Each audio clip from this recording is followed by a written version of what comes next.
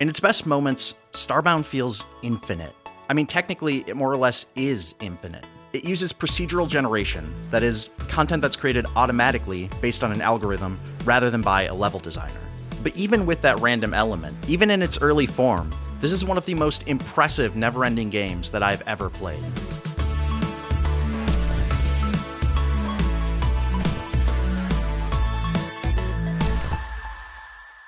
The least exciting part of Starbound is its first few hours. You begin stranded on a spaceship floating above a planet with limited tools. You warp down to the planet and start a very familiar cycle. First, you create an axe for chopping down trees, and a pick for mining. Then you start mining ore in a pattern you might recognize from other crafting-based sandbox games. Copper, to iron, to silver, to gold, and so on.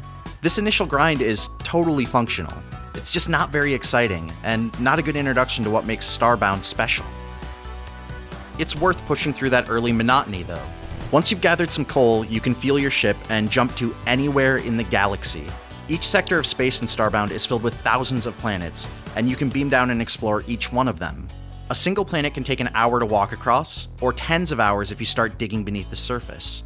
And even as randomly generated levels, each planet has set pieces that make them feel more alive. Running into a mining camp full of bandits, or a high-tech castle with a mad robot king, made adventuring rewarding all on its own. Starbound also grows past its generic starting progression if you ever choose to return to the core structure. Each sector of space comes with a crafting goal that unlocks a final boss. If you defeat the boss, you unlock a new sector and a bunch of new items to craft. Some of the gating here feels a little arbitrary, but the game does a good job of making weapons and armor look cool no matter how far along you are. You also have cosmetic armor slots that allow you to give your character whatever look you want while still having the best armor bonuses. Do you want to travel the galaxy playing a bone xylophone while wearing a banana on your head? Starbound will let you. I'm sure there will come a point where I'm done with Starbound. I'll conquer all of its updates, I'll craft the best armor I can, and I'll warp off my ship for the last time. Even an essentially endless game can only hold my attention for so long.